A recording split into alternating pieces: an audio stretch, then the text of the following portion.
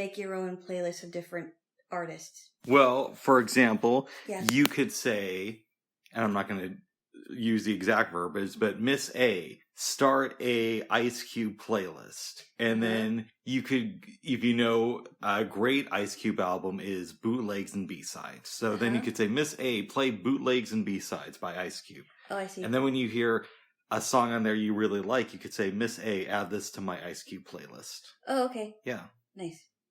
So there's a lot of good options there, AJ. Whoa. Yes. But my playlist right now is getting really big. I like that. Yes, it is. Speaking of music, babes. Yes? I'm a little bit frustrated, but not with you. Okay, that's good. I'm glad. Okay. What's up with the music thing? Well, as you know, Yeah. tickets for Blues Fest went on sale earlier this month. Yes. Mm-hmm. And? I don't know if they're collaborating with the NFB, but it seems like they're really trying to nickel and dime people this year. How's that? Prices are more than double what they were in 2020, which I had a ticket for, but for obvious reasons I didn't attend. We've already said we both didn't, yeah. But they took off the early bird tickets really early. Oh, no. And there's no promo codes. Like back in the day, it used to be really simple to enter a promo code. And you can get a reduced price. And the reason I didn't wow. buy the early bird ticket when it first came on sale is because I thought, oh, they're going to put a promo code up. Okay. Or at least I'll be able to Google it and find it easily. And when you type in, at least when I did, into Google, Waterfront Blues Festival 2022 promo code, yeah, you'd find websites and then you'd go to them and it would be like these spam sites. Oh, that's weird. Yeah. And before it was just super easy. So they take the early bird special off early, and now the lowest tier ticket is $105. What? Yes. And I was looking at it this morning when you were at the shower, and I thought to myself, I either buy this now or I'm going to be priced out of the game. Oh, jeez. And I was a little upset. I'm not going to lie. I would be upset. I mean, first it was $85 and now it's $105. So I go to their Facebook page before I buy the tickets, and I start reading the comment section. Uh-huh. A lot of people are pissed off about this. I would be upset. Listen, it's 4 days of music. Uh-huh. And we're just getting back into the groove of things. Let me defend them for a second before I completely shit on them. The music is excellent. And if you compare like most music festival prices, it's still very reasonable. But the argument I've made before, and I'll make it again, is we are getting back into the swing of things. I understand the prices have gone up dramatically with everything. Yeah. Oil, we are kind of in a recession right now. Yeah. That said, you kind of want to get people back into the doors of the festival. So maybe you say something on your website like, we understand that times are tough. Yeah. And all that stuff. But we still have to raise our prices. But you know what? You guys have been so loyal. We're going to raise it to $60 this year. And please understand why we're doing that. And give us an understanding of why you're doing it. I mean, $60 is not bad compared to $85 or $105. And, I mean, even with banking websites, they say the same thing, right? Mm-hmm. We're sorry, times are tough. If you need a plan to help pay for whatever, even on power, electric websites, if you have to pay your power bill, they say the same thing. We know times are tough. We know that COVID has impacted you, blah, blah, blah. I mean, I don't get it. I mean, people want to hear music. After going on Facebook, I go back to their website, and there's a Q&A section. Mm-hmm. And I thought, okay, well, maybe they put something under the ticketing portion of why they're raising their prices so dramatically in the middle of a recession when people are still not completely used to going out and seeing live music. Uh-huh. Nothing in there about that. Just saying, we're raising our prices, and they've made it a lot more complicated, too. So there's all these different tiers of prices. Oh, wow. So I was wondering, okay, maybe there's a breakdown. Maybe there's some benefits. And they said, oh, the benefit is based on when you buy the tickets. So if I buy the ticket a week from now, it could potentially be a 2-tier ticket that's like, I don't know, $160. And I'm just throwing off a price off the top of my head.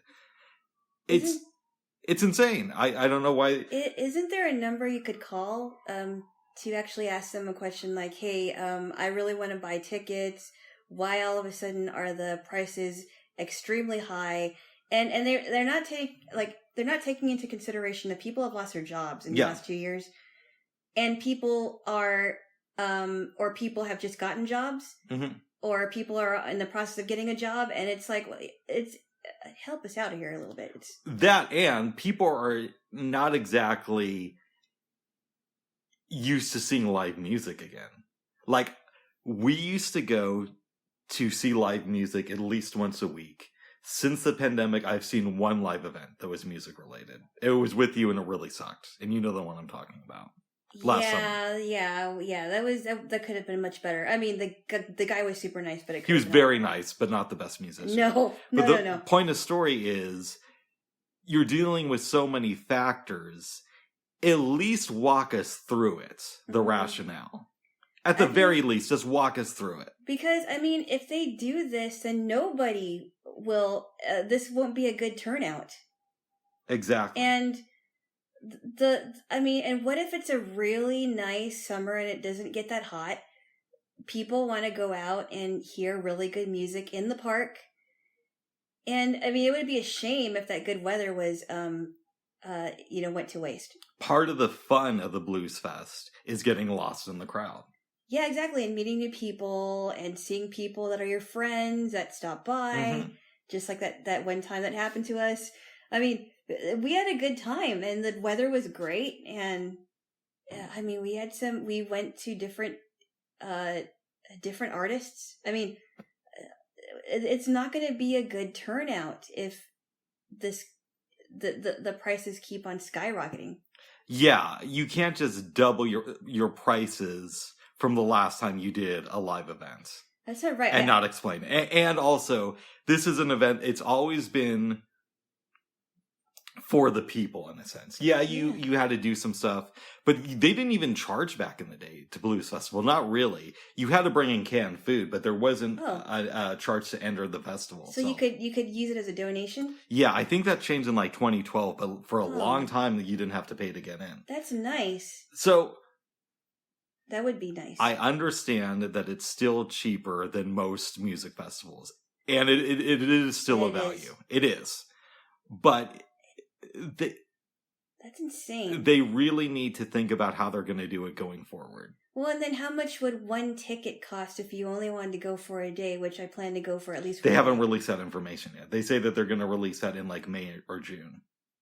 At least that's the feeling I got from looking at their website. That's insane. I there has to be. I mean, they're already getting a flood of comments. It sounds like on their Facebook page. Yeah. But there's got to be some kind of a way that you could email them and say, "Hey, I don't understand what's going on here," or at least have a way to call them, the ticket office or whatever. Here's what I'm thinking, babes. Okay. For me, this is how I'm going to go about it. Okay. 2022. Is a much better year than we've had the last couple of years. Absolutely. But it's still a little bit odd, and people are kind of still in the process of rebuilding. Yeah. I'm going to give them this one. I'm going to say, okay, I'm going to bite the bullet. I got the ticket, and I'm going to trust you guys to put on a great event. And understand that it was a little bit shitty the way you handled it, but people learn. Let's see how they handle it next year. If it's still these shenanigans next year, I am going to reach out to them through email. Okay. Yeah. Is there a way you can do that? Oh, yeah, I'm sure there is. Okay. Yeah. But I'm hopeful that... Now, they've also changed ticket companies, because I believe they used to be with Ticketly, which is kind of a national company. And now on their website, they say they're handling ticketing through another company, which I don't remember the name of. I think they might be local. So I wonder how much that plays into it. I'm going to give them this year. Based on their past experiences, based on things have been tough for everybody. But next year, if prices continue to rise, or if they can't explain why prices are at this level, then I'm really going to reach out. Well, do you know who's on the list? What do you mean? The list for the performance? They've released some of them. The one that I remember off the top of my head is Taj Mahal, but I know that they have others. Okay. Yeah. And what kind of a band is Taj Mahal? That's a good question. I haven't really listened to their stuff. I'm going to in anticipation for this. Maybe we could do that while eating today. Oh, maybe. I never even heard of them. I think Taj Mahal has been around since the 70s. Actually, we have access. Miss A. Oh, sorry. Not Miss A. Okay, I turned it on. Alexa, tell me about the band Taj Mahal. Here's something I found on the web. According to C.Edney, built from between 1630. Oh my goodness. Alexa, stop. Stop. Alexa, tell me about the musical artist Taj Mahal. I don't know. Okay, well, I'll check out their music. I've heard of Taj Mahal though. Okay. But yeah, I was taken aback this morning. Yeah, and I was taken aback when I first saw the tickets went on sale earlier this month. Yeah, that would make me very upset. Mm-hmm. That would be. Yeah. And again, it's still a great event, but we've been conditioned to where they've been a little bit more transparent in the past. Yeah. And if there's any time you want to be transparent, you would think it would be like right now, instead of just saying, we raised our ticket prices, no promo codes. And if there are any, we're going to make them super difficult to find instead of just, being there. And the different tiers don't get you anything. Yeah. We're also going to make it a little bit more confusing for you to buy tickets. Well, I mean, they should also say something like, if you feel like you have not gotten the whatever, if something went wrong with your ticket, we can give you a refund. Yeah. Yeah. Or somehow the event is, if something happens to where something's going on with the event that, what have you, whatever it is, complications, we'll give you a refund. Well, I'll tell you this. Yeah. They canceled in 2020 and they gave people the option to get a refund. And I did not take it. And I'll tell you why. Okay. Because it's a local organization. Yeah. And the spirit of the Blues Festival is that you pay money for the tickets. And while a lot of that goes to upkeep, a lot of that goes to giving food to the homeless. Uh-huh. So I felt good about not taking the refund because I thought it was going to a good cause. Okay. If something happens this year and there's like a new COVID-24 or whatever and they cancel, I'm definitely getting that refund. Yeah. Yeah. I think pretty much people are really tired of it. Tired of this whole variant, no variant. I agree. And I think people are just like, come on, just let us go already. It's time to move on. Yeah.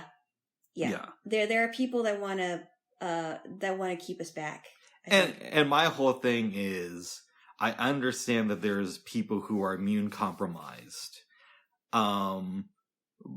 So we should give them the option to work from home and to do what they can from home. Absolutely, yeah. But for the rest of us, it's time to live. Yeah, exactly. And I think that people need to make their own choices, and whether they stay home or not. And sometimes people are gonna, there are people that are went through some mental things to where they're not going to be able to go outside for a while. Yeah. And they're going through some things. But I mean, come on. There are so many ways that people can treat themselves, whether they take shots or not, whether they take therapeutics or not. And there's more than enough resources, and I think people can make their own choices now. And absolutely, everybody, most people just want to get out and do stuff. Exactly. Yeah. So anyways, I am excited to go to the Blues though. Festival. That's okay. It's not your fault. I hope you can join me at least one of the days. But if you can't, I completely understand. Yeah, I would love to. Yeah. If it's just, I would love to do, but if it's ridiculously priced, I don't think I would. Yeah, that makes sense. Yeah. Yeah. Yeah. Fair enough there. Jaylo. Yes. Anyway, and on to more interesting, happier things. Tell me. Well, we had a good day yesterday, didn't we? We did. The sandwiches were open-faced. Yeah. Very easy to make. We did not watch an episode of The Wire, although we might do that today. I personally think we should take a break from it. Why? You're going to forget what happened. No, I'm not. You got to continue with the story. I just think we should do something different. Oh, maybe we'll figure out something. Well, just because I've got to get ready for my mom because she's coming next week. Yeah, but you're not getting ready right now. I know, but this is the huge difference between you and me. Because I love finishing TV shows when I start them if I'm into them, and you're like, oh, we can get back to it. No, I am, because it's like I don't have to finish it right now. I can finish it later on, and it'll still be there. Yeah. unless it's like, oh, you have to finish it now because it's going to be ending in another week. Well, or so. we're definitely not starting a new series because I can't do that where I'm watching 10 TV shows at once and keeping track of the plot line. You know how I am with some of those anthology movies that you've shown me. I'll be like, who's that character? Do we see them already? And I have to explain it to you. I almost felt like my grandfather in that way. No, we don't have to start a new series. No. I'm just saying, like, getting back to one that we kind of started but never finished. Maybe what we'll do, babes, is when your mom's here, so we don't lose complete control over our... I still think we should watch an episode today, but maybe we'll watch some episodes virtually. Possibly. Yeah. Possibly. We will talk about that. But I'm just saying that because we're not going to spend... We will spend time with each other, but not quite as much in the next couple weeks. Yeah. That's why I said maybe we should take a little break. We might take a little break. And come back to it later. Yeah. But we don't want to come back to it in like August or something. No, I'm not saying that long. Yeah.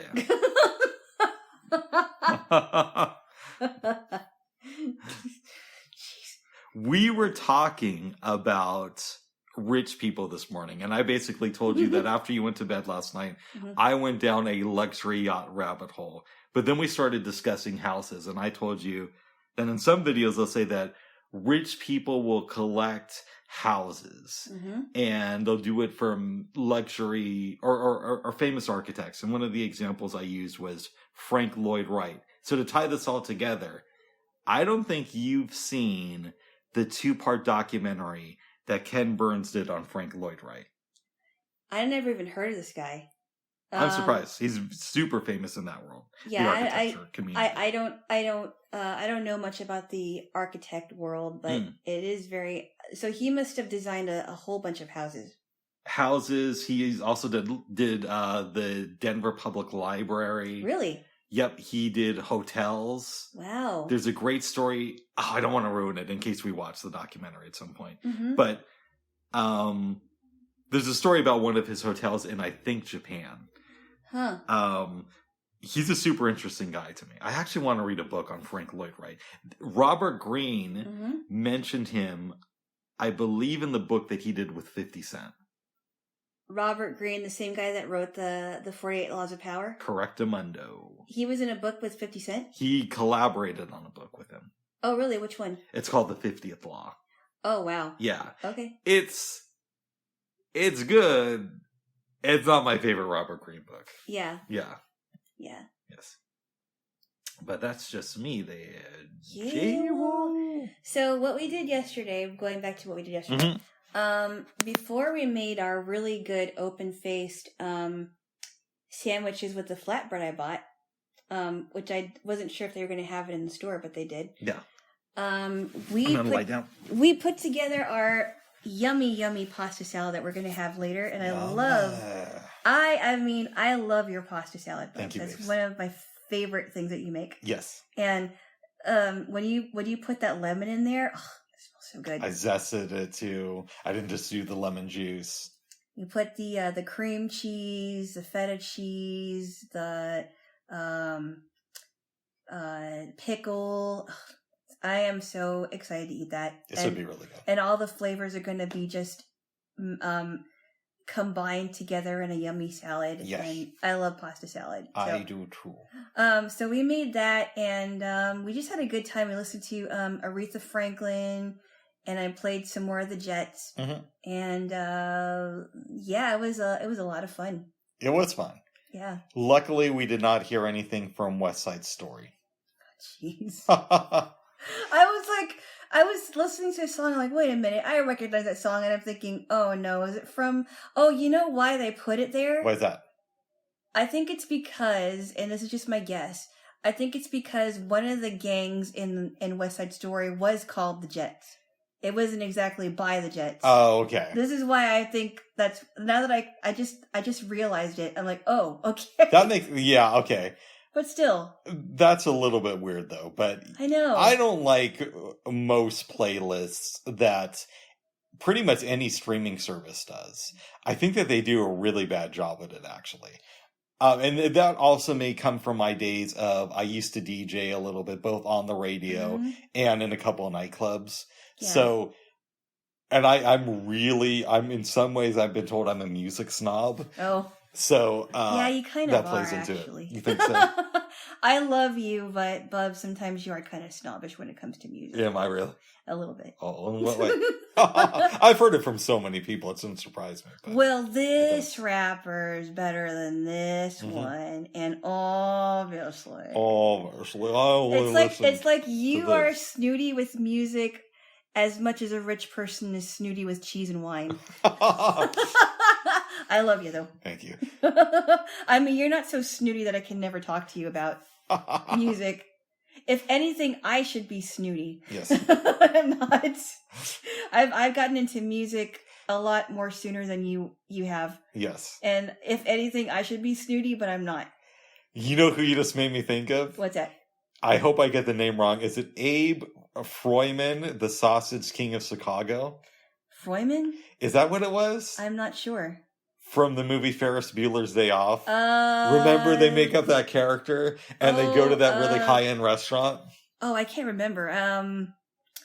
We'll have to look it up, Bubs. Yeah. I can't remember. It's been so long since I've seen that movie. Hold on. Alexa, who's the Sausage King of Chicago? According to an Alexa ancestry. Uh-oh. Oh, Ask it again. all right. Alexa, who's the Sausage King of Chicago? According to an Alexa ancestry. Uh-oh. Oh, my goodness. Okay. Well, we're going to go with this Abe Froyman, even though we could be wrong. Or Fryman? Fryman? I think it's Froyman. Fryman? Okay. Yes, the Sausage King of Chicago. It's been so long since I watched it. That's a great movie. Bueller. Let's talk about Matthew Broderick for just a minute. Okay. Literal lady killer Matthew Broderick. You told me that story and I was very shocked. Yeah, and then you researched it and you found out that I was right. I was very shocked. Because he seems like such a calm guy. He seems like a very nice guy. He was in Broadway musicals and he just seems like a down-to-earth person. Well, okay, as a side note, and I don't want to shit on Matthew Broderick because I am a fan. Uh-huh. It is weird in our day and age that somebody like, I know I keep going back to him, Tony Robbins, almost gets canceled for questioning the Me Too movement. And exactly. yet Matthew Broderick killed 2 women. And was it an accident? It was in a car accident. Yeah. Well, you know what? Speaking of accidents, Brandy, the singer Brandy was had some kind of controversy where she was involved in some kind of an accident, and I forgot what it was. I think it might have been a car accident, and somebody died, but it wasn't. I forgot what it was. It was kind of complicated. This is what happens when she's not sitting up in her room. Wah wah wah. Sorry, go ahead. Oh, jeez. Good song though. I like that song. Actually, it's a pretty good song. I remember when that song came out. I was a freshman in high school, and those were the simple days. They were. Yes. So anyway, yeah, but there was a controversy with her and somebody dying, and I don't remember what it was. I got to look it up, but it was pretty sad. Nice. Well, then there's a question about, well, what about the Mary Jo Kopechne case? Exactly. I've always found it weird that Ted Kennedy, well, I mean, he got punished in a way because a lot of people thought that he was going to run for president. And he did after that, but he wasn't going to become president. And he did it in a weird way to where instead of getting his party's nomination, he ran against Jimmy Carter in 1980. Yeah. And typically, I don't know of any case in American history where a president has run for his party's nomination, or presidential candidate has run for his party's nomination against an incumbent president. Like that, I don't know of any case where that's worked. So he did get punishment, but you're right. He should have seen jail time. And if it was anybody else, he would have. Yeah, because I mean, there are celebrities that really do get into accidents that was not under their control. Yeah, and some of them are thrown under the bus. But then you've got Ted Kennedy that left a girl left a girl there while she's drowning. Yeah. Doesn't even ask if she's okay, and just leaves her there. And she's found. I don't remember how long. Here's what happened. It's even worse than you're saying it. Uh-huh. He drives the car over a bridge. Exactly. Yeah. And leaves her. That's the part you said, but Yes. here's where it gets even more tricky. The next day, he reports it to the cops, and they let him write the police report. That doesn't make any sense to me. Well, I've never seen the movie Chappaquiddick. Yeah. But I heard that Chappaquiddick is about this entire case and how the Kennedys covered it up. Oh, yeah. They had so much power. Yeah, and I heard it was really good. I bet it is. Yeah. But getting back to Ferris Bueller's Day Off, Yeah. because we kind of got veered off for a minute or two. Okay.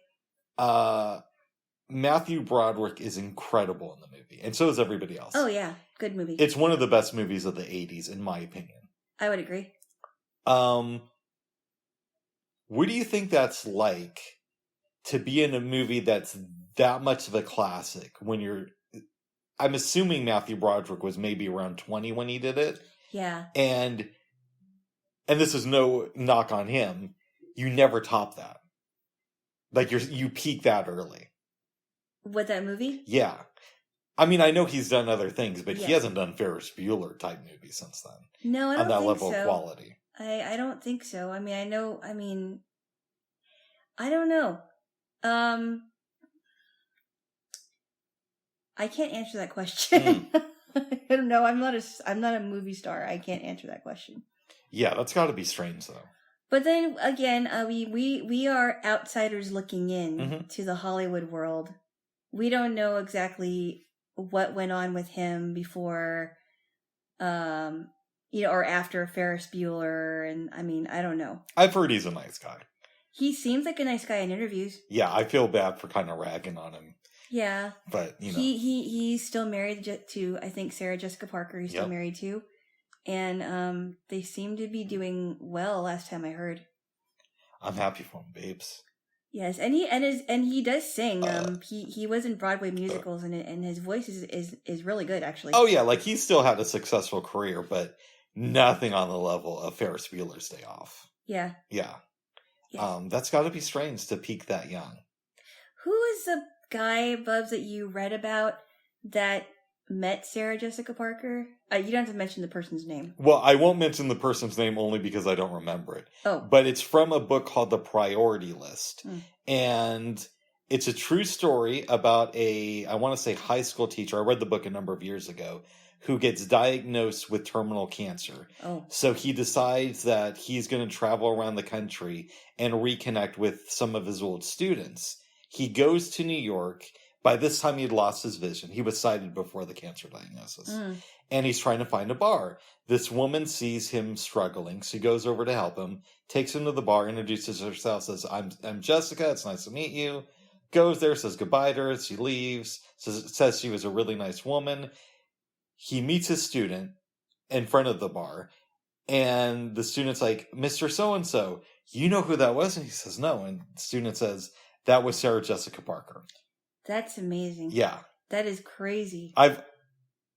Ever since hearing that story, I've thought a little bit more highly of her. Oh, yeah. I'm not a hater or anything. I'm not going to lie. I did like Sex and the City, but it wasn't my favorite show. And I actually got into it because my uncle really enjoyed it. I watched bits and pieces of it, but it wasn't really my thing. Yeah. I wasn't really interested in Carrie Bradshaw's life. I didn't watch every episode, and I never watched the movies, and I'm not going to watch the reboot. But I liked some of what I saw. I had a counselor in college that kind of liked Sex and the City too, but I never really wanted to watch the movies and yeah. But in some ways, I'm an elderly Sarah Jessica Parker fan because I didn't even know about the movie Hocus Pocus until maybe 3 years ago. Oh no, I watched it when I was around 13 years old. Yeah, but it's not even with me. It's not even a case of where that was a movie I avoided because it looked lame. I didn't even know it existed, and Really? I'm a huge movie buff. Yeah, yeah, I'm surprised because that was a family movie back in the day. yeah. A friend of ours showed it to us. Right. It was really good. Yeah, I enjoyed it. So, I wouldn't say I'm a hardcore fan, but I enjoy her work. But that story made me appreciate her a little bit more. I think because, so the one thing that a lot of girls talk about when they talk about Sex in the City The shoes, is right? the shoes. Yeah. If I ever met Sarah Jessica Parker, I'd love to shop for shoes with her. What you used to do is throw up on her shoes. Why? I don't know. Oh my goodness. Oh my badness. Apparently, Yes. Matthew Broderick is a really good cook, according to her. I did not know that. Yeah, when she was on Howard Stern, she mentioned that. Wow. That he was good in the kitchen. And you know how I am. I geek out over little details like That's that. kind of cool, though. I love hearing about people being good cooks. I heard I was watching Oprah one day. This was like back in the mid 2000s when she still had her show, and she was interviewing Faith Hill, and she said that Tim McGraw's a really good cook too. Oh, that makes me feel good. Yeah. I don't know what it is about Tim McGraw. I don't listen to a lot of his music, but something about him I kind of like. Like, he seems like a cool guy. I do like some of his songs. I don't know a lot of his stuff. The one song I really do like of his is that song, Live Like You Were Dying. Yes. That's my jam. I like that song a lot. That is by far my favorite song from him because it really makes you think. Yeah. Especially when he says, "What did you do with it?" Yeah. You know who else I like, even though something tells me that, like, I detest his politics, but for some reason he seems like a cool guy to me. Yeah. Is Toby Keith. Oh, yeah. Yeah. Of course. I mean, you're not supposed to say that you like him because that's not cool, but I do like some of his songs. Well, who said you have to, act like you hate his politics all the time? Well, because he's super conservative, but in interviews, he just seems like a cool guy. Yeah, I mean, just because he's a country star and maybe his politics aren't yours, he doesn't have to be. Yeah, you don't have to agree with people on everything to still think that they're cool. I mean, I don't know a lot of his stuff, but I do like some of his songs. The song I love of his is Every Once in a While I Want to Talk About Me. Want to talk about me? Want to talk about me? You know that song, right? Yes. That's a great song. That's a really great. Yeah. Number one, me, my mama. I like talking about you occasionally. Every once in a while, I want to talk about me. Now there is so I don't know much. So there is a country singer named Brad Paisley. I've heard the name. I don't know who is married to Kimberly Williams, actress. Okay. The actress in the Father of the Bride movies. Nice. And one of the songs. I hope Steve Martin isn't upset. No. Keep going. But there's I don't know a lot of his music, but one of the songs that I do like that he does is called "I'm Still a Guy." I love that song. That's cool. Yeah, I'm still a guy. Yeah, it's a great song. It's weird. Going back to Toby Keith for a second. Yeah. I don't think I would agree with him on a lot of stuff, but I do get the feeling that if we just had dinner and a cool conversation, kept it light, didn't talk about politics, we could probably have a really good time. Oh yeah, you know what I mean? I think I'd love to have dinner with Faith Hill and Tim McGraw. Yeah. They really seemed very nice in interviews. They do. They actually do. They actually do. Yeah. And I've heard interviews with Reba McEntire, and she seems like a really nice lady, actually. I don't know enough about her, to be honest. I heard I heard about her her bandmates getting into a really bad was it a plane crash? Yeah, it was either a plane crash or like a bus accident. I think it was a plane crash because they talk about it in the country music documentary. Yeah. And apparently the set that she did before they, left to have the crash, she ended it with the same song that Patsy Cline ended her last song. Oh, wow. It was really interesting. You know who I'd also like to meet? Who's that? I'm a big fan of her music, although she's an adulteress, but that's adulteress. I would like to meet Leanne Rimes just because I really do like her songs. I think her voice is amazing.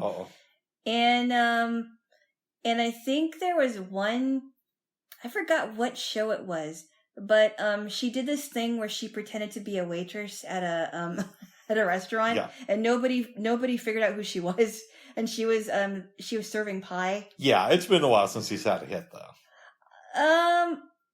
I mean, the last time I checked, she wrote an album. She did an album after after it was found out that she was having an affair with Eddie Cibrian, Mm. which I don't really care about. I think it's terrible that she did that, but I still like her music. It's weird. Like, if we talk about rap music, Yeah, I can go really, really deep. yeah. But when we talk about country music, you can go a lot deeper than I can, I think. Kind of. Yeah. Because Kind I of. know the name Leanne Rhymes, and I know that song, You're Still the One, I'm the... That's Shania Twain. Oh, okay. Really? Okay, well then I don't really know her music that well. I mean, I can go a little bit deep, but I mean, there's some country music that I don't like. Yeah. But there's some that I do like.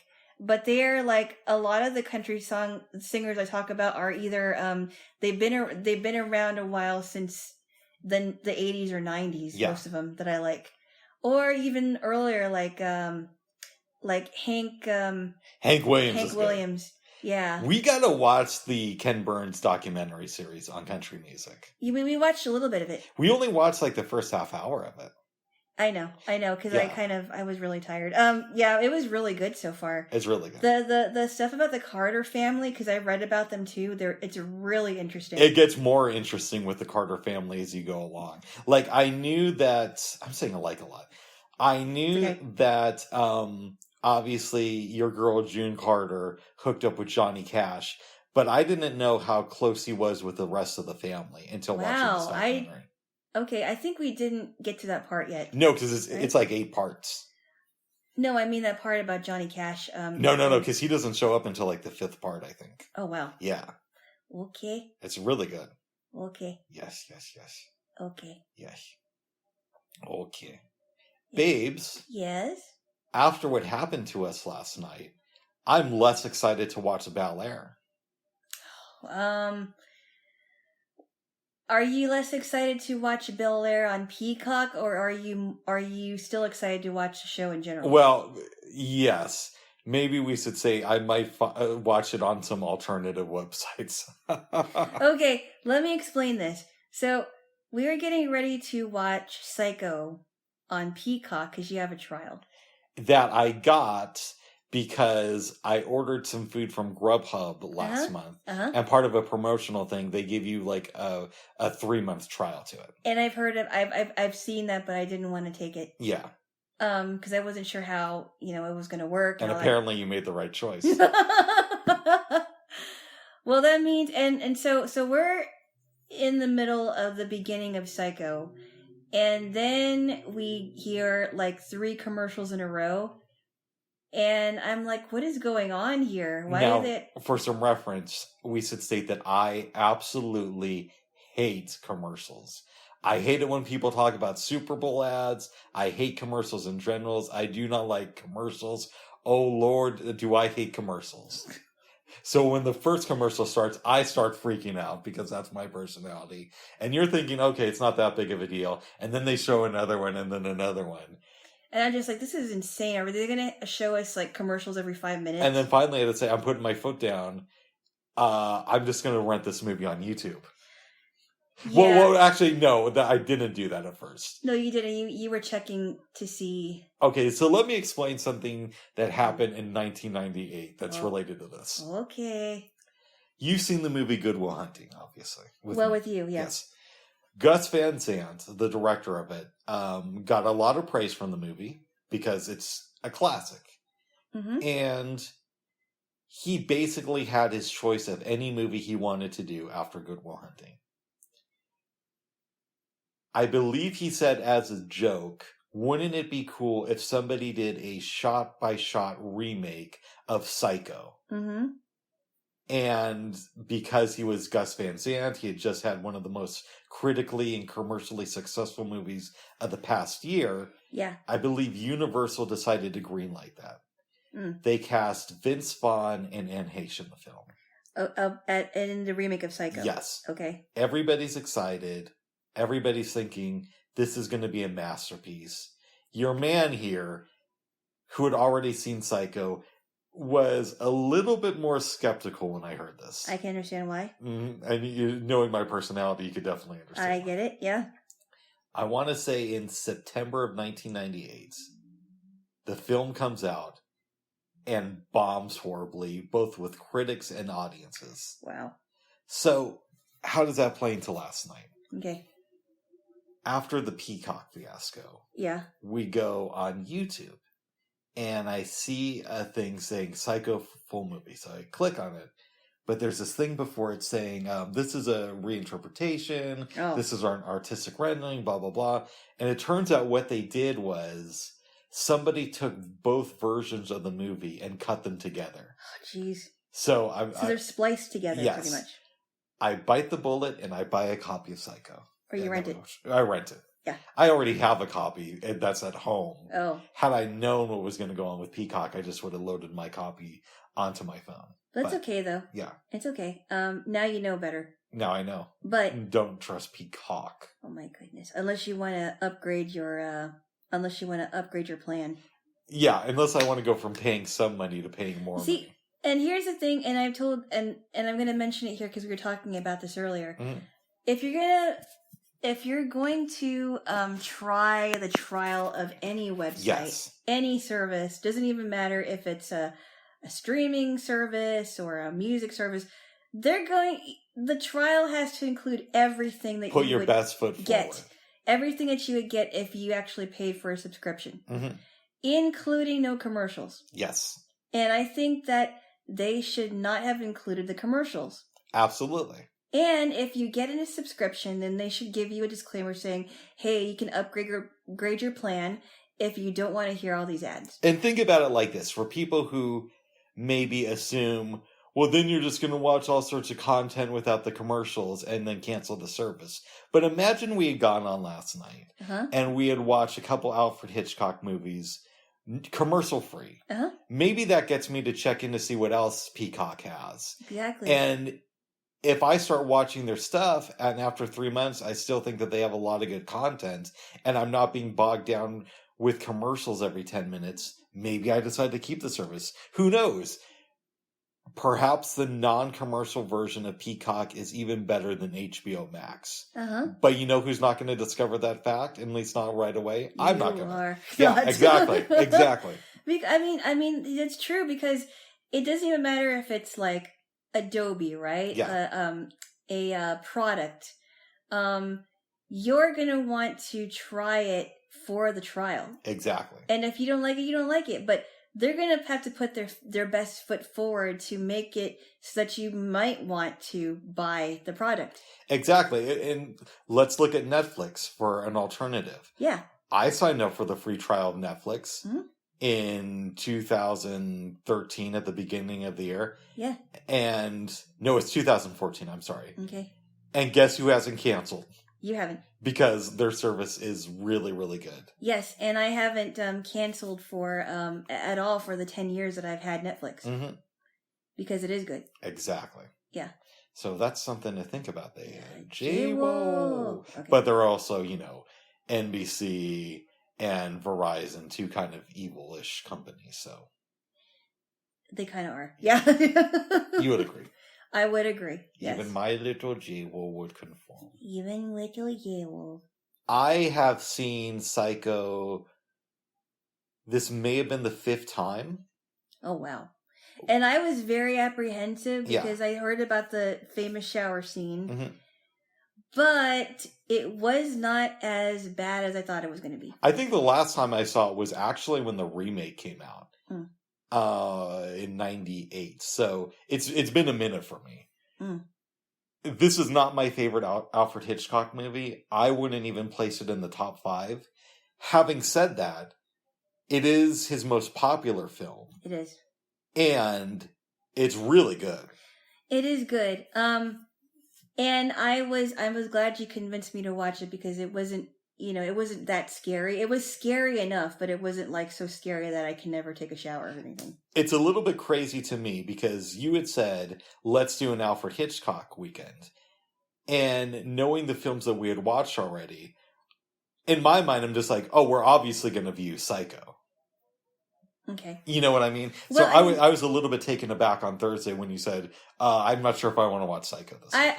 I'm glad I was wrong about it. I wasn't too sure about the, I heard The Birds was a scary movie and it kind of freaked me out too.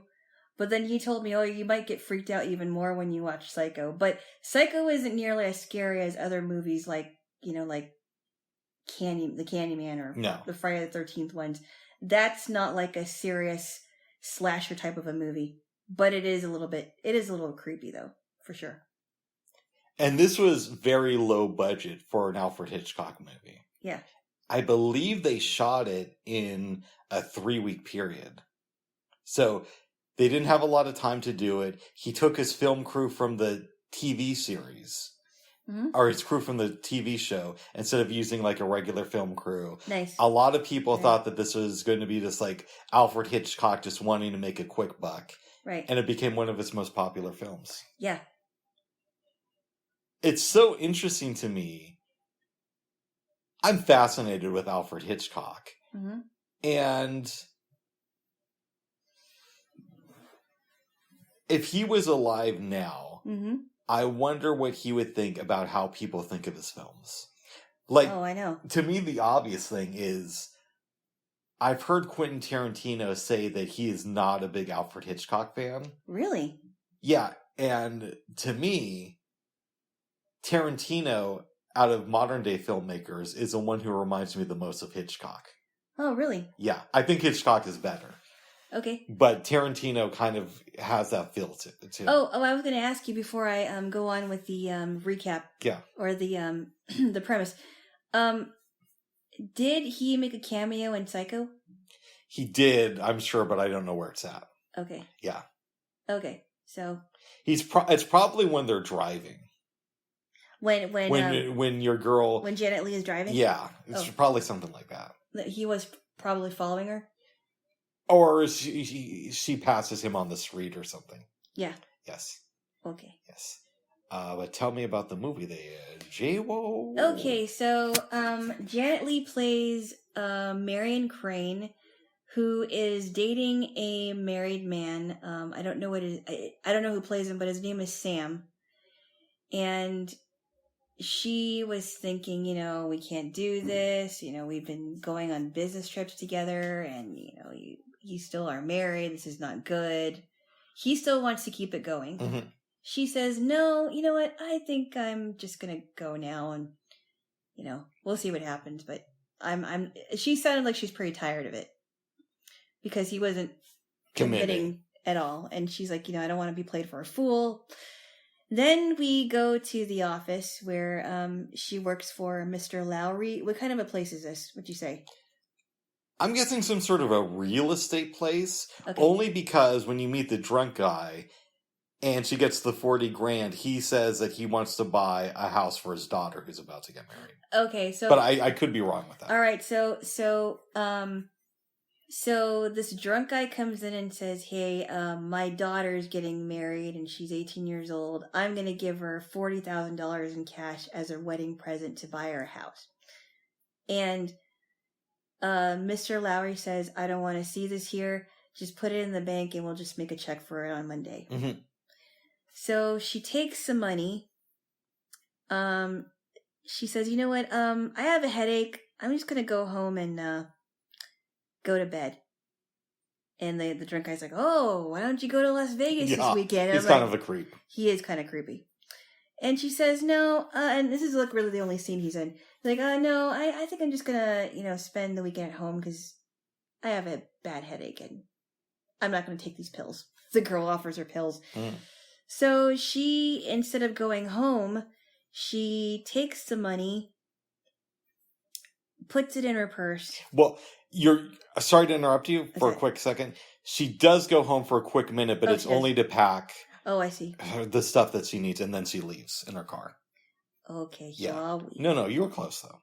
Okay. Well, I was gonna get to her suitcases later, but anyway, she packs her suitcase or suitcases, jumps in her car, puts the money in her purse after counting it out, goes to this, was it a car lot?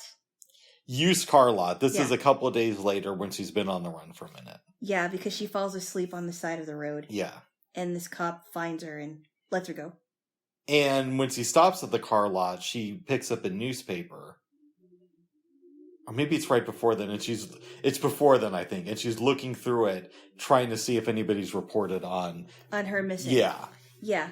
So she gets the car. So she gets the newspaper at the car lot or before? I think it's at the car lot, but don't quote me on that. Okay. So she's able to get rid of her old car, goes into the new car.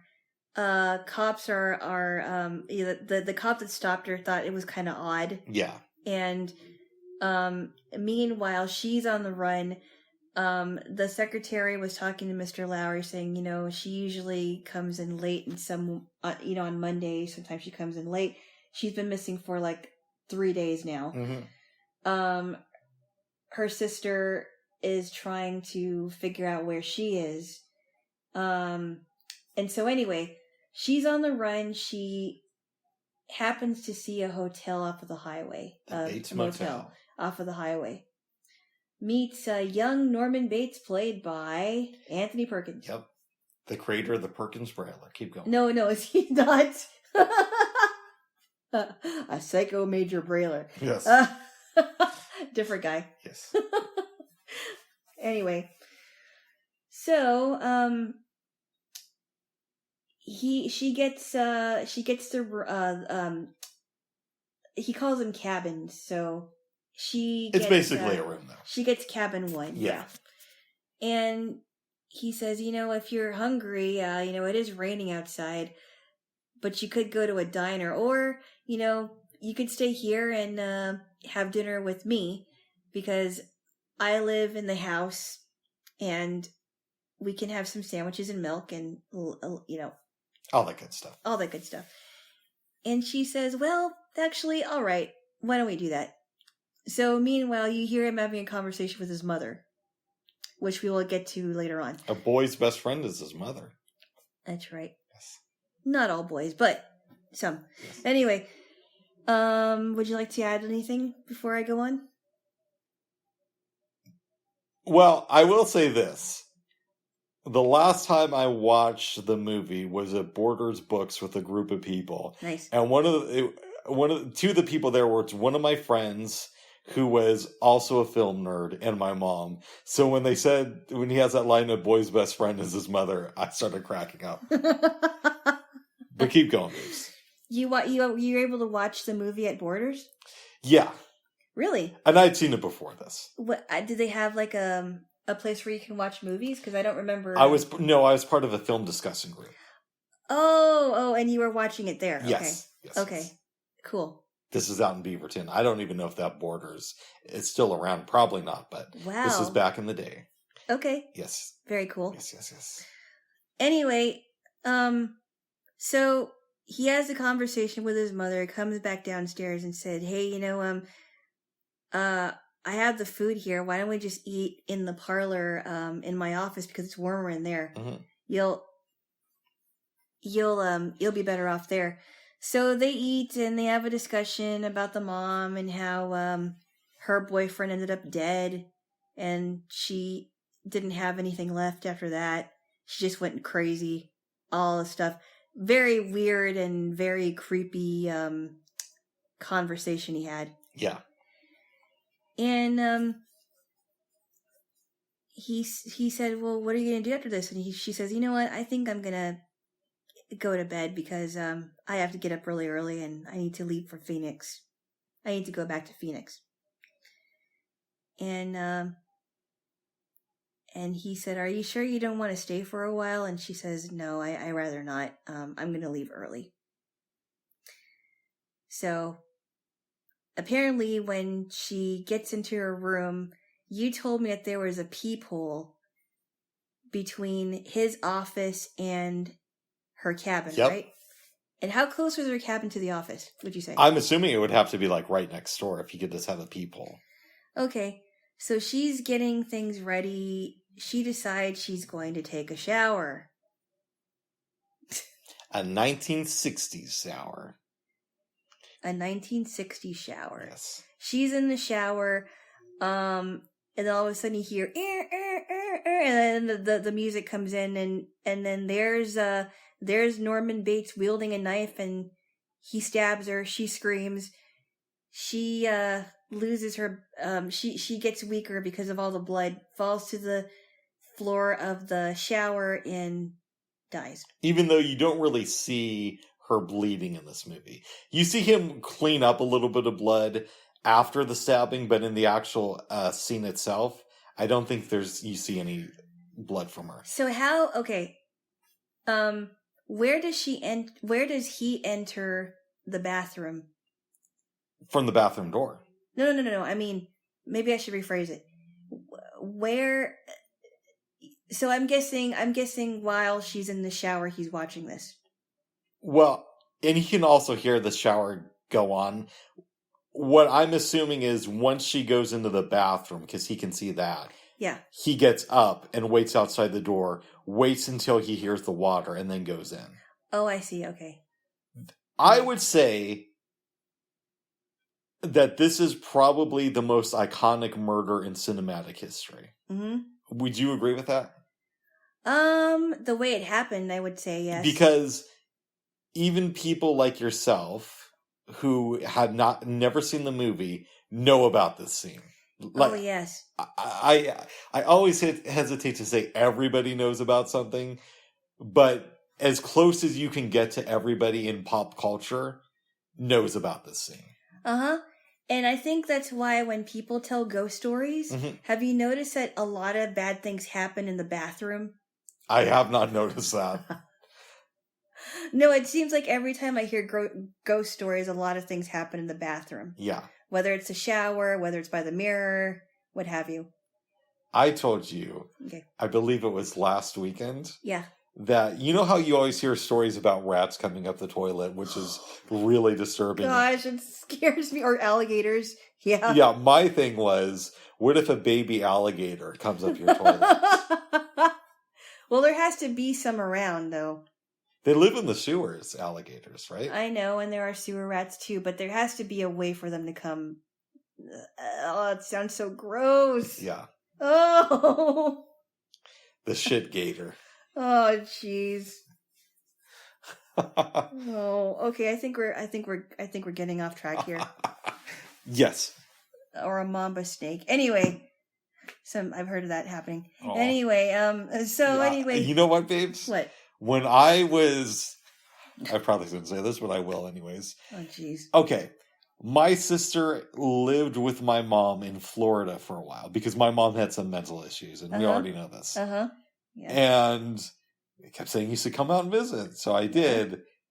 And the night before, I think to myself, I don't know how I'm going to use the bathroom there. Because they told me that they were in a first level apartment. Yeah. And my concern was, what if I'm trying to use a bathroom and an alligator breaks through or something? Because Florida is known for that type of shit. Yeah, so I was really paranoid about using the bathroom. Yeah, but then you have to think, I mean, there are parts of Florida that I'm sure there are no alligators close to. Mm. You have to think of where you are in Florida, too. Yeah. Because, the oceans in Florida, a lot of them are filled with alligators. But that doesn't mean that there's going to be alligators in your toilet. They lived in Miami Beach. Yeah. There was one day, babes, when I was out there. Yeah. My mom wanted to go to the beach. So we do. And like an idiot, I go into the water. And I didn't even think about it until later. I could have been killed by an alligator today. Yeah, but you're thinking that every beach in Miami or every beach in Florida has alligators. I am thinking that, yes. Well, I mean, the same thing would be for sharks, right? Because, there are sharks in Hawaii. But you also have to think, when do these sharks come out? Yeah, that's very rare in Hawaii. It does happen, but for real, you could go years without hearing about a shark attack in Hawaii. Oh, alligators, it's a lot more common in Florida, I think. Yeah. You know what's weird, babes? What's that? We're getting off track here. We are. And again, it's your fault, but... No, it's not. I'll indulge you for this time. It is not my fault. Okay. I watch luxury home tour videos, as we know, and we've established. Yes. Some of them happen in Florida. And oftentimes, the selling point is, this is beachfront property. Mm-hmm. And I always think to myself, I don't know if that's the best selling point in Florida. Oh, considering Bubs. all the gators. Well, you have to also think about, what happens if there's a tsunami, right?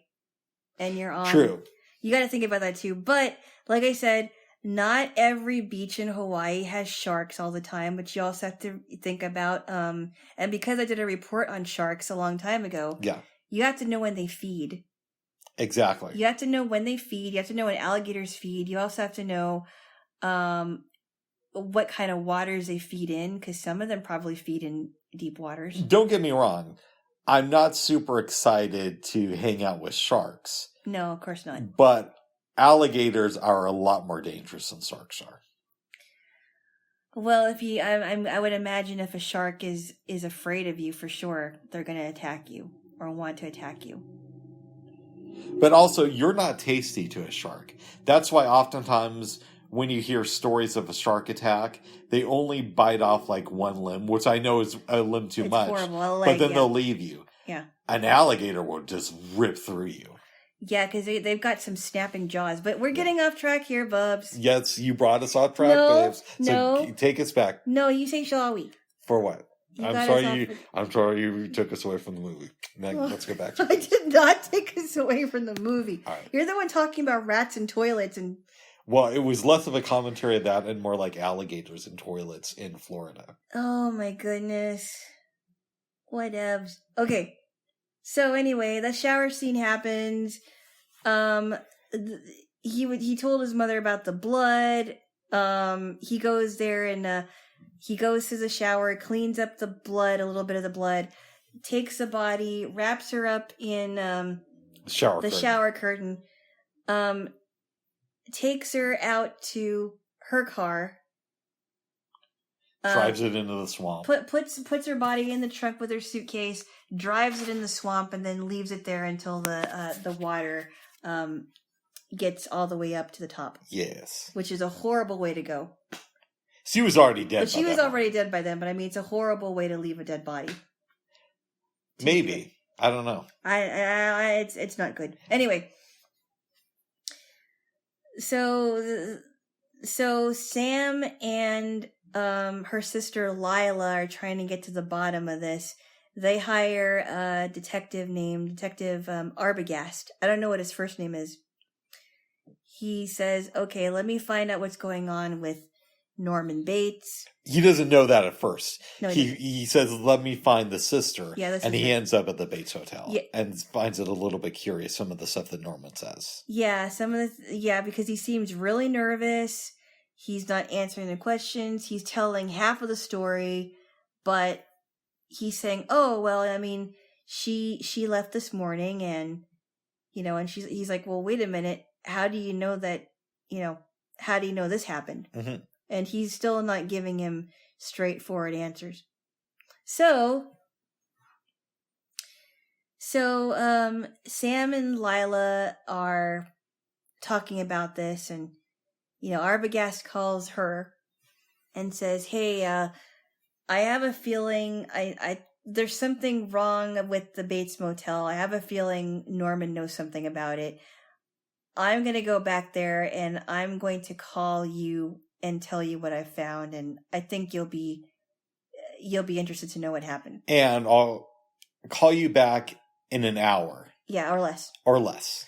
He goes there, looks for Norman Bates. He decides, okay, I'm going to go to the house and see what's going on. With the mom. Because him and Norman had an exchange by this point, and he knows that the mom lives inside the house. He goes to the house, up the steps, opens the door. He sees someone that looks like his mother, and he ends up falling because he is stabbed. Yes. And he doesn't he makes it down to the last step? Oh, I don't even remember, but he falls dies backwards. And he's dead. So Lila is thinking, "Oh, this guy lied to me. I can't believe this happened. We got to find out what's going on." They decide to go to the Bates Motel and decide to register as a married couple. Mm-hmm. Lila decides that she's going to go to the house, and Sam's like, "Are you sure you want to do that?" Like, "Yeah, one of them needs to keep Norman occupied, because I'm going to find out what's going on at the house.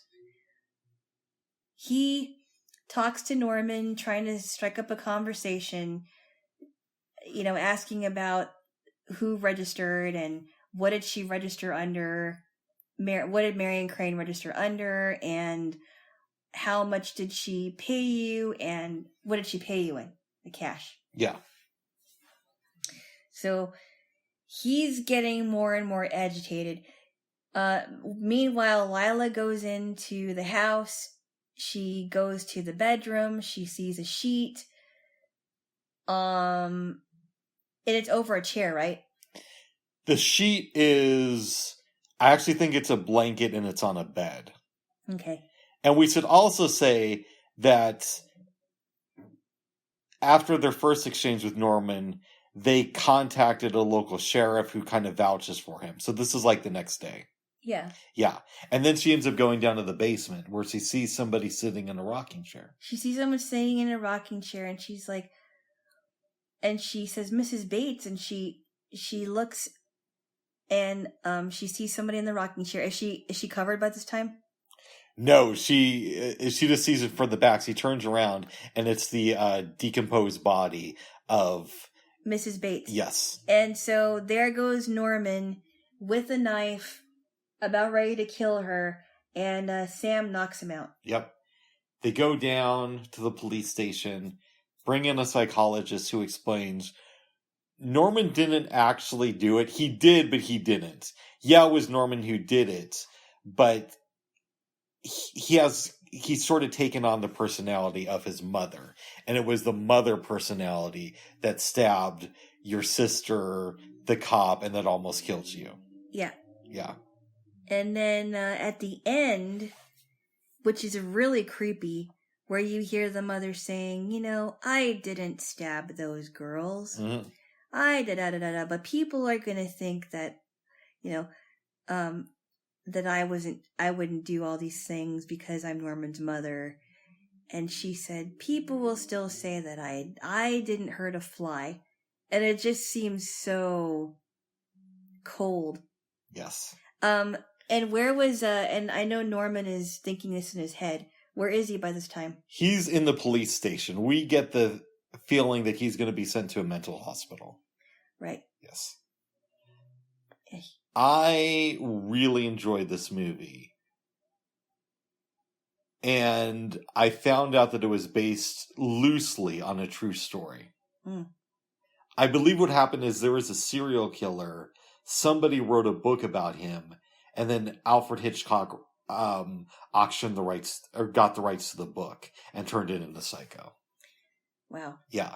Which, it makes it so weird that Psycho has become a franchise. Mm-hmm. This was a one-off movie for Hitchcock. Yes. They made a bunch of sequels, and they've tried to do TV shows based on the movie. Yeah. And this is before I even knew what the Bates Motel was referring to. Mm-hmm. Because I saw, I don't know what it was called. I think it was called the Bates Motel or something. Yes. In like, maybe within the last 10 years, right? I think so. And I was watching it at somebody's house, and it was creepy. Creepy. As you know, I enjoy this movie. In 2014, we told this story. I got really, really sick from a girl, and I was stuck in bed for like 10 weeks. Poor baby. Oh, yeah. Wah. I have a really good friend who I was asking her what TV shows should I watch because I've got nothing else to do. She said, I keep hearing about the Bates Motel. You should check it out. Yeah, I think I saw part of it. It was creepy. I watched like half of an episode. I'm like, this is not for me. I think there was one scene where I was watching it and in the series, and I don't know where was it broadcasted from? I don't know. Okay.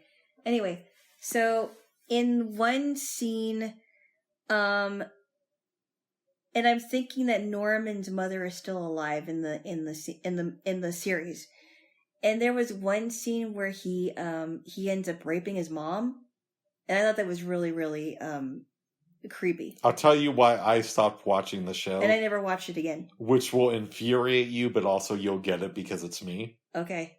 It's the first episode, I believe. Mm-hmm. There's a scene where he's at the bus stop and he's listening to music on an iPod. Uh-huh. And myself, I'm thinking, well, this is based on a true story. And it's supposed to be a prequel to the movie that was made in 1960. This doesn't make any sense to me. And I turned it off.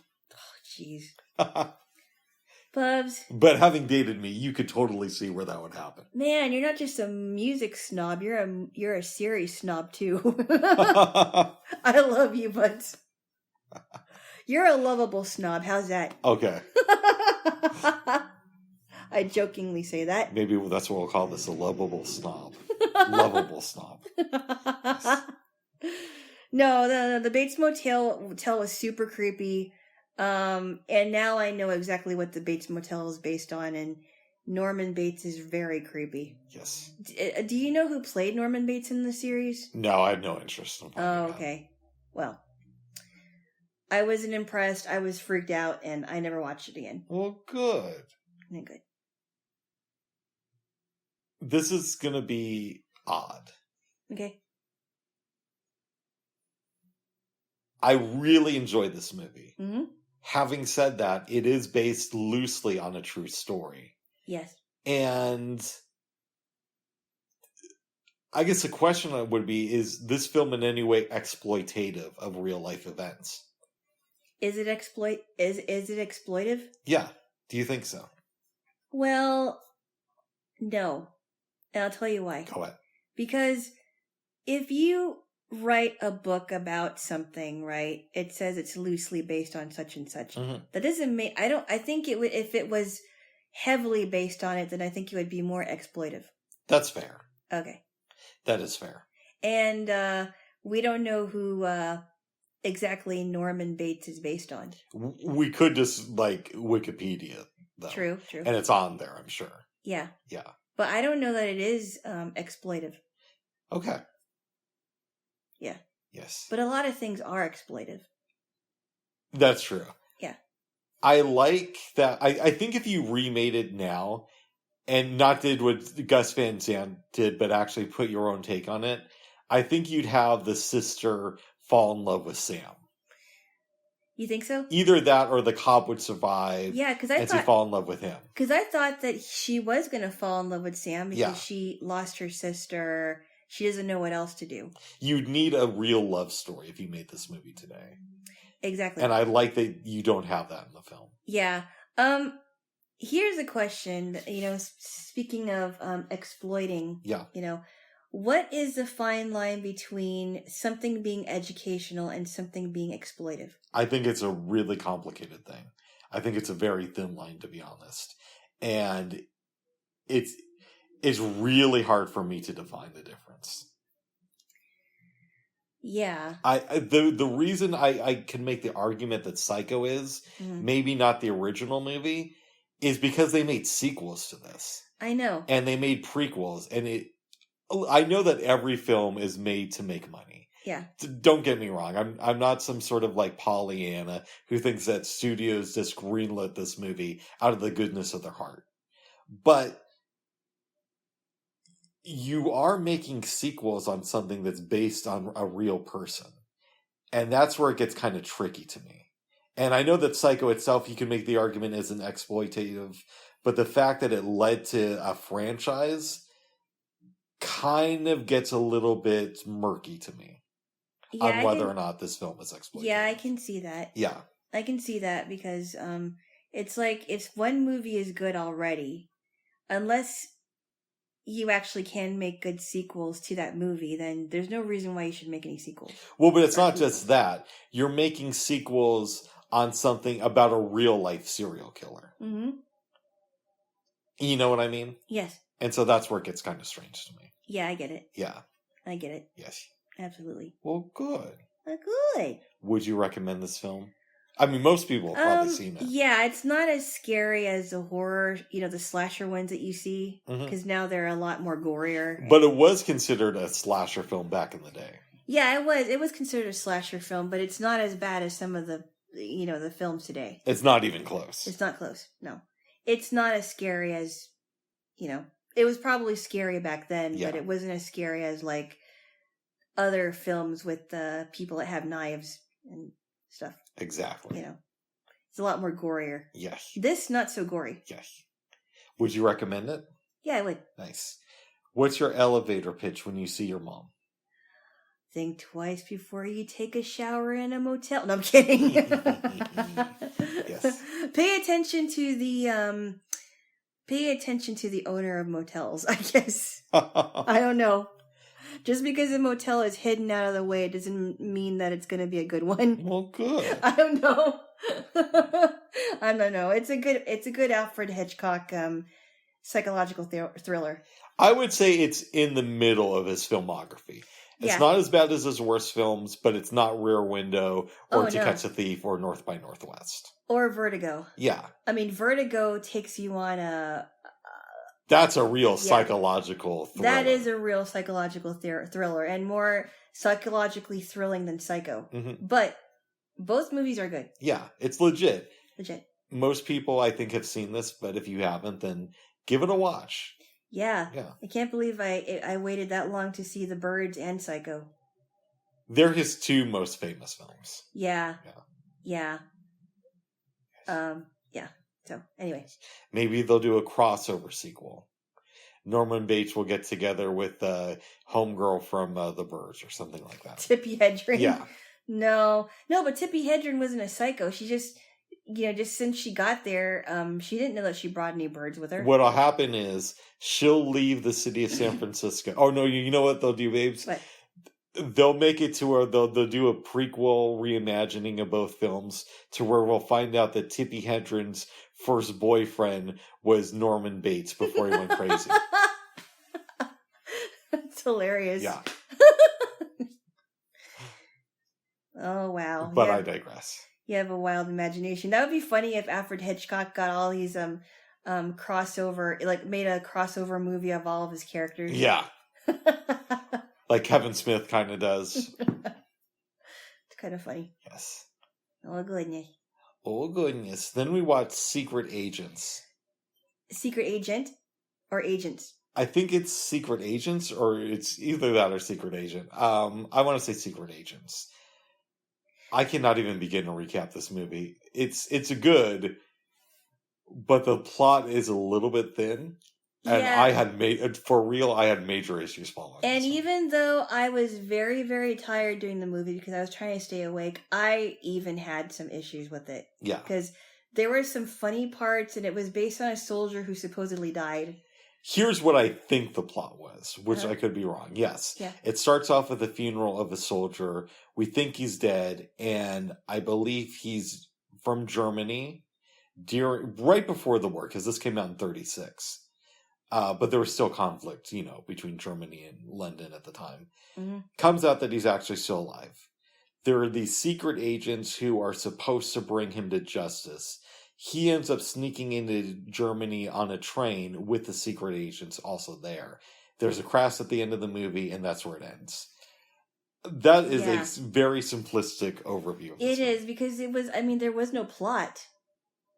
Or very little. Very little plot. And yes, there was some comedic things in there, but I couldn't make sense of it. I couldn't either. I liked it, though. And I was also very tired, too. There were some funny things in it. Yes, it was.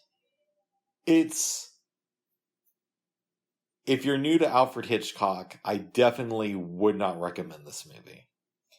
No. And even though my favorite Alfred Hitchcock movie, as I've said many times, is Rear Window, I'd probably actually start people off on To Catch a Thief and Psycho. Yeah. Yeah, that's a good point. Yeah. Just because it gets them into it, and then you have something to look forward to. Right? But if you're bored, and it's, let's say, a Sunday afternoon, you have nothing really to watch, this might be a good film, because it is funny. It is funny, and you don't have to think. Yes. It's all you're going to have a movie discussion about, and you're like, I don't understand the plot. Yes. So, yeah. But we'll see how this evening goes. That's right there, Jaylo. Yes. We aren't. We're trying to figure out which. We know which movie we're going to watch, but then we're trying to figure out the other one. Part of me really wants to watch Family Plot because it's his last movie, and then part of me thinks it might be really bad. But then we also, this is part of really exploring his filmography and seeing greatness. Sometimes greatness isn't always great, Yeah. Because it's a sign that he's willing to take risks, and not all risks succeed. Right. Yeah. Like, the same man who makes Rope is going to make a bad movie once in a while. Because it comes from the same place of doing things that are not ordinary. Tell me again why you think that Quentin Tarantino is a modern-day Alfred Hitchcock. His movie, I wouldn't quite phrase it like that, but he reminds me of him. Or he reminds you of him, sorry. And Hitchcock is better, but his movies have humor in them. Yeah. They also have a fair amount of drama. They also have some weird twists and turns. And he's a student of the craft. Oh, actually, I just thought of a movie that you were talking about, and I don't believe we watched it. What's that? Was it Lifeboat that we didn't watch? Maybe it was Lifeboat. I thought we saw Lifeboat, didn't we? What was that one about? They're on a boat, and the boat starts to sink, so they get onto another boat. But there was another one that you mentioned, and I cannot remember for the life of me what it was about. We'll figure it out. Okay. Yeah. And we didn't see it. Okay. Yeah. There's a lot of good movies that he did. I know, yeah. Great filmmaker. Let me ask you something, babes. Yes. Are you ever going to read a biography on Alfred Hitchcock? Now that you've seen a lot of his movies. Possibly. I mean, I think he's really funny. I think he's very creative. I don't know. Maybe. I haven't watched it, but on YouTube, they have the True Hollywood story on Alfred Hitchcock. I watched that a lot, and the True Hollywood stories that I've watched were really interesting. I watched the show a fair amount back in the day. Yeah, I watched a little bit of Adam Sandler's story. Oh. And interesting stuff. And I really think they're legit stories. Some of them. They do a little bit of, How do you know? They fake it up a little bit because all shows do that. Yeah. I don't know about that. The ones that I've seen didn't seem like they were fake. Look, I liked E back in the day, but they definitely had their own slant.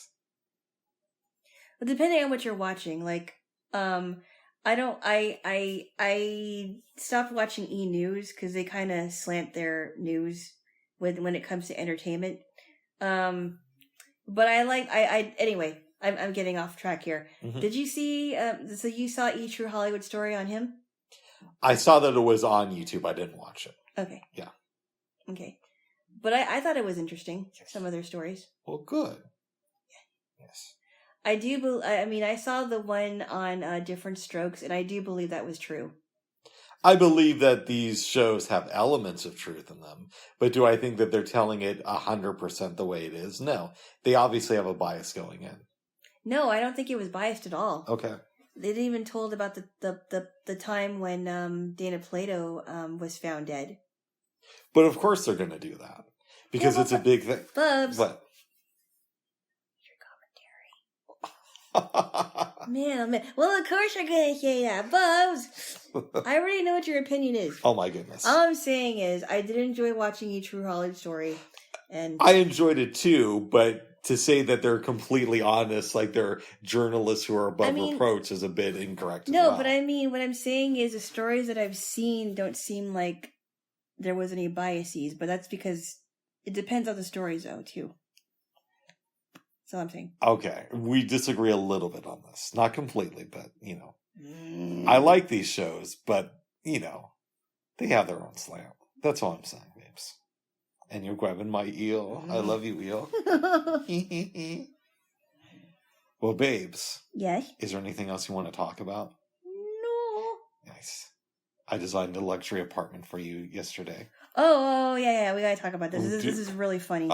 This is really funny. We gotta end on this because this is a really funny thing. Okay, go on. I said, Alana, I have a dream apartment for you. And it's going to be 5 bedrooms, each with their own bathroom, walk-in closet, 3 huge kitchens. You're going to have your own car garage for people when they come and visit you. You're also going to have, outside of the 3 kitchens, your own restaurant on the 3rd floor of your apartment called Alana's.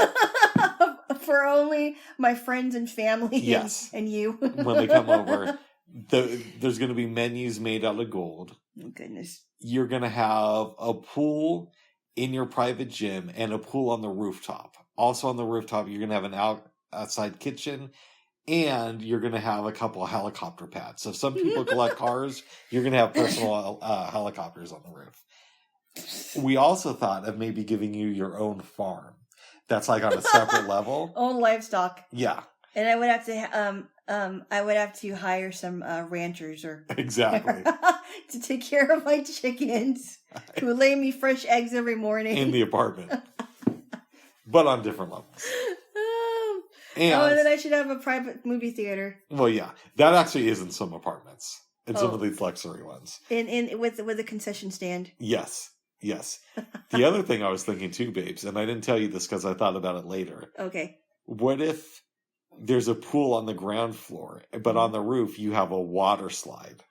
Oh man, I'm not into water slides that much. So. Well, that was me designing your apartment for you there. Whoa. Oh my goodness! So they would take the water slide down to the first floor. Exactly. Oh my goodness, that's huge. In the summer it'll be great, but you can have it where it twists around a little bit, so it's not like it's a straight fall from the roof, into the water. Yeah, I'm not really. I mean, water slides are a little bit scary to me, just because I'm not a good swimmer. I'm not either. And every time I go on a big water slide, I shouldn't say I hate them. I don't like it because I'm afraid that I'm going to get stuck in there. And then, the higher it is, the deeper it goes. I hear you.